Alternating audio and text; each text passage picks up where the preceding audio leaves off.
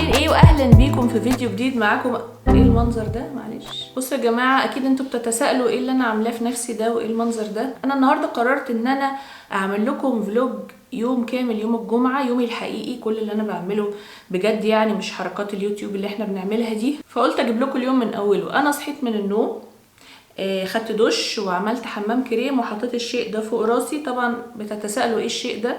ده يا جماعه اختراع كده، عشان مفروض الواحد لما يعمل حمام كريم يبقى متعرض للسخونيه. عارفين السشوار الكبير اللي بيتحط للستات في الكوافيرات ده؟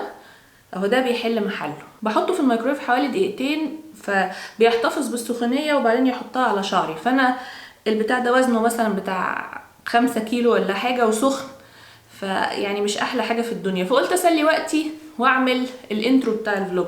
طبعا كمان ملاحظين ان انا من غير ميك اب، عشان انا لما اجي اشطف شعري الميك اب هيبوظ.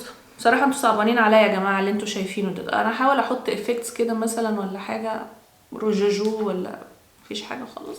طيب ماشي، مش مشكله. هروح اشطف شعري واجيب حاجه بقى جامده جدا هعملها قدامكم، وهحط ميك اب وهرجع لكم. صباح الخير يا نودي، ازيك؟ عامله ايه؟ انت قاعده النهارده بقى المفروض تذاكري مش كده؟ طب 50 دقيقة كده ابدأ مذاكرة. 50 دقيقة؟ لا بقولك ايه؟ ها؟ 5 ساعات. 5 دقايق يا حبيبتي. 5 ساعات. تاكلي ايه؟ بطاطا. ماشي يا عم. صباح الخير يا رزق، ازيك؟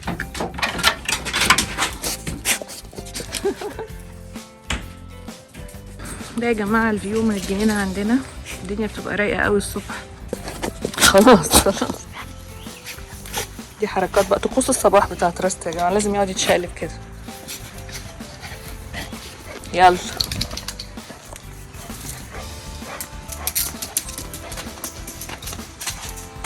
اخيرا غسلت شعري وشلت البتاع ده عشان اوريهولكم. اهو يا جماعة بصوا هتلاقوه من جوه كده، اسمعوا الصوت، في زي كور صغيرة كده او فوم مش عارفة. ودلوقتي بقى هوريكم طريقة الف بيها شعري وهو مبلول كده، ولما ينشف بتعمل ويفز زي بتاعة الكوافير. دي ممكن للبنات الصغيرين حتى. بصوا بنجيب البتاع دي وندخلها كده، اقول لكم باختصار يعني، وبعدين ناخد خصلة صغيرة من الشعر ونعمل كده. بصوا، وبعدين بنسحب الشعرايه جوه البتاع. بصوا بقت عامله ازاي دي يا جماعه. اللي عايز يعرف، جبتها من امازون، معرفش بتتباع فين بصراحه في المحلات يعني، بس جبتها من امازون. بصوا بندخل كده اهي، وبعدين بنسحب البتاع كده. بصوا خلصت الرولوز، خلصت قبل ما شعري يخلص، فعملت الباقي ضفاير. يوم الجمعه يا جماعه بيبقى يوم مليان حاجات، لان احنا غالبا بنصور، وكمان نور عندها درس. فانا كمان شويه كده بعد ما هفطر واروق شويه واغسل مواعين وكده، هودي نور الدرس في الشيخ زايد، عندها درس الساعه 1. وبعدين هرجع اجهز حاجات التصوير عشان هنصور فيديو في قناه نور ونادين، واعمل لهم الغدا. النهارده نور طلبت مني مكرونه وايت صوص، وانا ببقى سعيده جدا لما بيطلبوا مكرونه وايت صوص، لانها اسهل حاجه في الدنيا يا جماعه. يعني بحط توم وعليه كريمه وبعدين بسلق المكرونه، خلاص الموضوع خلص. فدي بتبقى بالنسبه لي وجبه مريحه جدا. وبعدين بالليل هصور فيديوهات في قناتي، وغالبا هنخرج، مش عارفه يعني، هنشوف كده.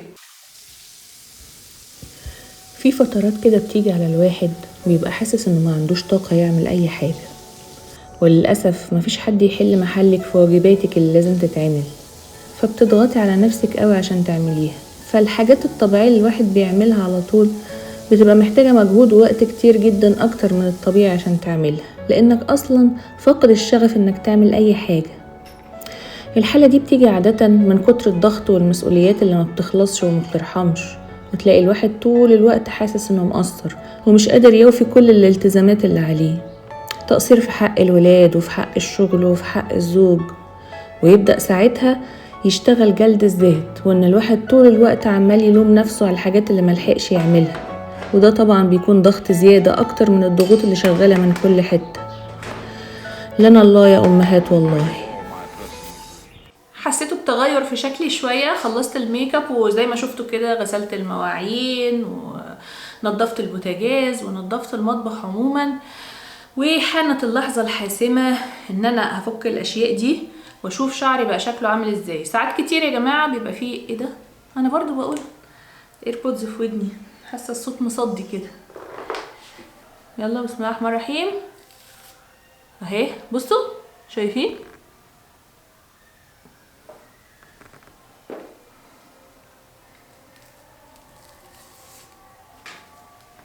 مش احسن حاجه بس مش وحشه برضو، بتبقى عامله كده. هوريكم واحده انا متاكده انها كويسه، واحده من اللي قدام. بصوا بصوا دي اللي ملفوش قوي بسيبهم وخلاص، يعني مش مهتمه قوي يعني، او يعني ما عنديش صبر. يلا بسم الله الرحمن الرحيم.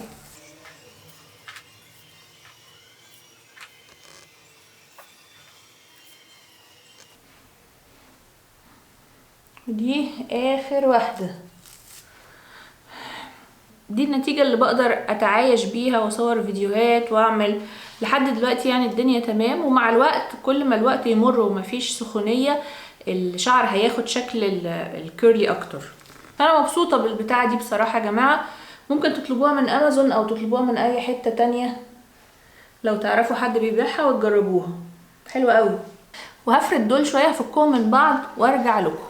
ودي النتيجة النهائية يا جماعة، اخيرا رجعت للشكل الطبيعي. انا عارفة انه كان فيلم رعب من شوية، بس انا عارفة ان انتوا هتستحملوني عشان انا حابة اكون بشخصيتي الحقيقية في القناة دي، لان انا متخيلة ان الحاجة لما تطلع بطبيعية بتوصل بسهولة للناس. برضو قولولي رأيكم في الكومنتات، وقولولي ايه رأيكم في التسريحة الجديدة والقصة الجديدة وكل حاجه. ولو عندكم اي اسئله بخصوص الشعر الكيرلي ابعتولي، لان انا ابتديت اتعلم شويه في الموضوع ده وابتدى يبقى عندي معلومات. هقوم بقى اعمل قهوه واكل حاجه بسيطه كده وابتدي استعد عشان خاطر اودي نور الدرس بتاعها. يلا تعالوا معايا تعالوا.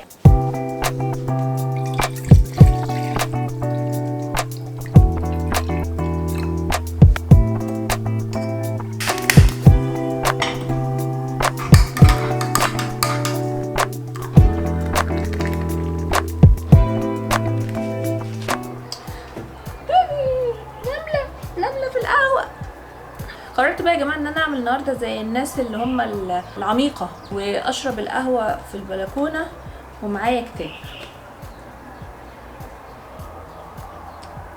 طعمه بالنمله حلو قوي على فكره، بهزر طبعا، شلت النمله. انا قلت لكم من شويه ان انا عندي ضغوط نفسيه كتير، فقررت اجيب كتاب اسمه، مش عارفه انتوا شايفينه ولا لا، اسمه جلسات نفسيه. الكتاب ده بيتكلم عن ازاي الواحد مش مفروض يفضل طول الوقت يأنب نفسه ويلوم نفسه عشان هو مش الشخص المثالي البيرفكت اللي المجتمع دايما مصور ان احنا لازم نكونه. قصدي اقول ايه، ان البني ادم ربنا خلقه ضعيف وبيغلط وناقص، عنده حاجات ناقصه كتير. فالسوشيال ميديا والتلفزيون والعالم اللي حوالينا دايما بقى مصور لنا ان البني ادم لازم يبقى في احسن صورة طول الوقت، احسن صورة من حيث الشكل ومن حيث الشغل ومن حيث حتى من حيث الخروج والهزار والاصحاب وكل حاجة. فطول الوقت الفكرة دي متصدرة لنا ان احنا لازم نكون في احسن صورة. فما تستسلمش لفكرة ان انت لازم تبقى كامل وتبقى بيرفكت، لا بالعكس، لازم تعترف قدام نفسك اولا ان انت انسان ضعيف وممكن تغلط وممكن تبقى ناجح وممكن تفشل ساعات، ما يجراش حاجة يعني. فحساك كتاب المناسب ليا قوي.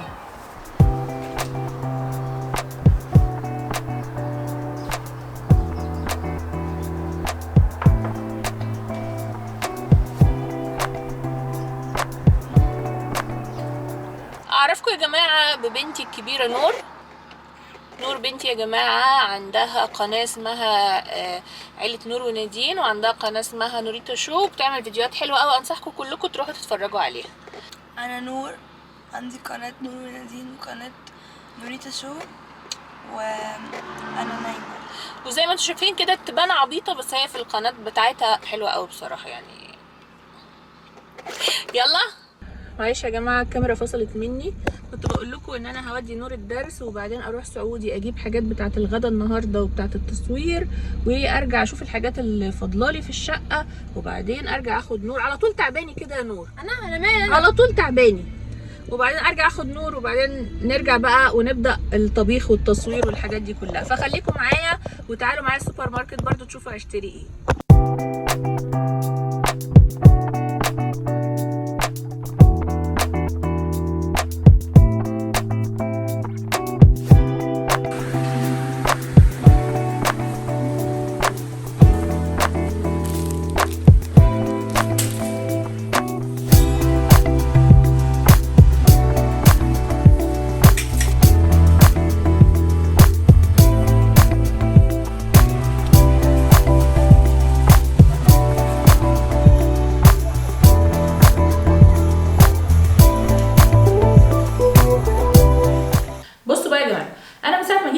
واخده ترابيزه السفره اللي بره وحطاها هنا في الاستوديو، وبصور عليها الفيديوهات بتاعتي وبتاعت عيله نور ونادين وكل الفيديوهات، وسايبين الريسبشن من غير سفره. فمن كام يوم كده الحمد لله جبنا ترابيزه كبيره للاستوديو وطلعنا السفره بره. هركب الترابيزه دي جبناها من ايكيا، وهروق الاستوديو كده بحيث ان هو يبقى جاهز للتصوير.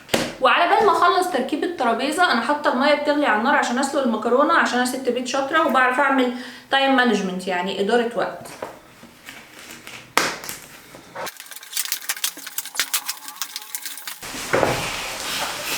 انا بعشق يا جماعه تركيب العفش بتاع ايكيا. احنا اصلا معظم عفشنا من ايكيا ومعظمه انا اللي مركباه، عامل زي البازلز كده.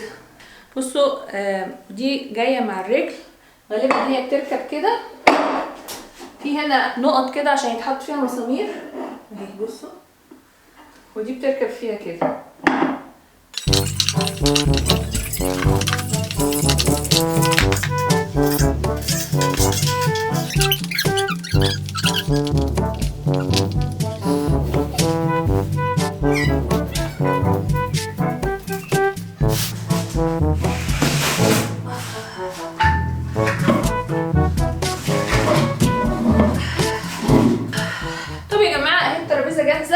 انا يعني وصلت لاحسن حاجه ممكنه، لما محمد يجي بقى اخليه يبص عليها ويقرط على المسامير بنفسه. ودلوقتي يلا بينا نروق الاستوديو وبعدين نعمل الاكل.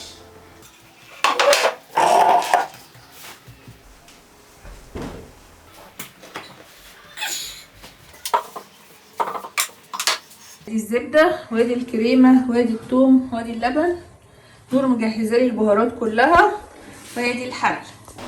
ودلوقتي حان وقت الغداء. الحمد لله طلبوا مني النهارده اعمل لهم مكرونه وايت صوص وناجتس. الناجتس جاهزه عندي على انها تستوي على طول، حطيتها في الاير فراير. تعالي ساعديني. عايزه ايه بنتي؟ عايزه ايه؟ طب يا جماعه دلوقتي هنعمل مكرونه بالكريمه الوايت صوص. وكده انا احط كده انا احط. انا عارفه انا مش هطلع من الفيديو. طب امشي اطلعي بره. انا عايزه اطلع. انا عايزه احط الكريمه. ممكن لسه بدري لسه بدري. لا خلاص انا ماشيه. امشي. طب مفيش حاجه بالكريمه انا ماشيه. روحي ما بيستفدش منكم في حاجه. هنحط الاول يا جماعه حته زبده، وبعدين نحط توم، وبعدين نحط الكريمه، بس كده. ممكن رشه زيت كده خفيفه، وبعدين نحط التوم، نقلب بالراحه، شويه لبن، معلقه دقيق،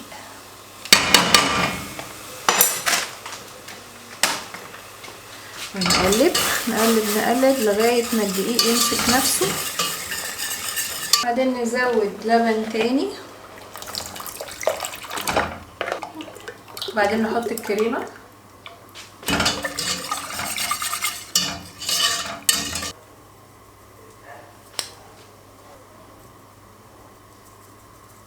لازم تتفرجوا معايا يا جماعه على جمال المشهد. ممكن اخد شويه؟ بصوا بصوا ممكن بصوا اكل؟ الكريمه. تعالي. حاضر يا قلبي حاضر. مش عارفه اقول لكم من غير مساعدتكم ليا في الاكل كنت عملت ايه. حبيبتي. تسلمولي. الاكل حلو؟ حلو. بجد؟ انا كنت شاطره قوي ما كنتش بساعدك.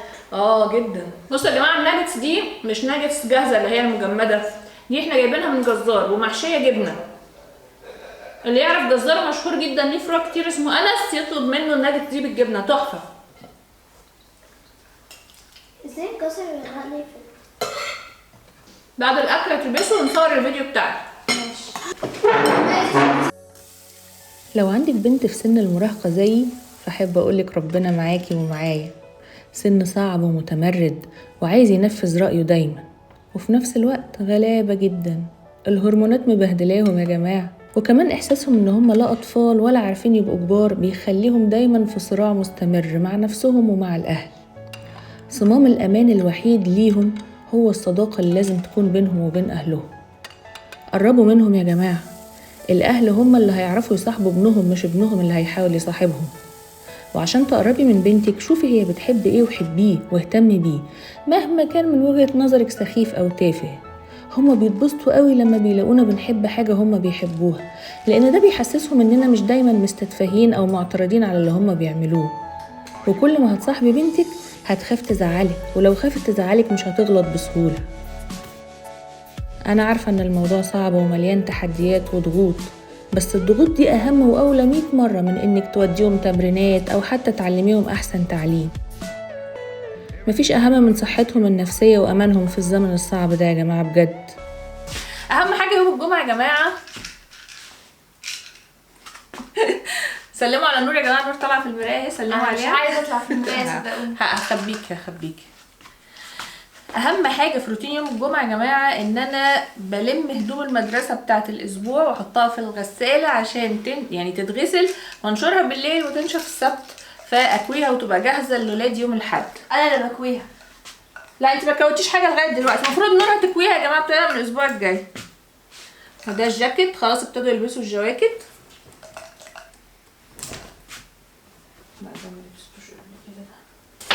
وده المفروض متعلق بس الاستاذه نادين رمياه. يا جماعه الامهات اللي بتتفرج عليا بتعملوا ايه عشان تخلوا ولادكم يبقوا منظمين؟ ادوني نصايح والنبي. ولا حاجه عايزه يشتكوا لك زي هو انت انا اشتكيت؟ امها ما بتعملش حاجه غير انهم يشتكوا بس، والعيال ما بتعملش حاجه غير انها تضايق اهاليها. اي ام هنا ولادها منظمين تقول لي بتعمل ايه؟ يعني بجد زهقت.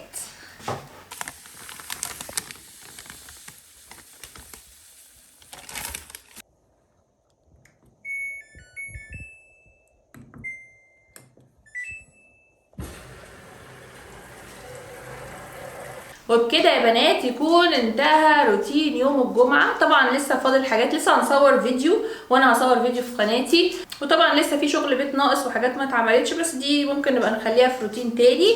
ويا رب يكون الفيديو عجبكم، ولو عجبكم النوعية دي من الفيديوهات اكتبوا لي في الكومنتات واعملوا لي لايكات كتير، واشوفكم الفيديو الجاي.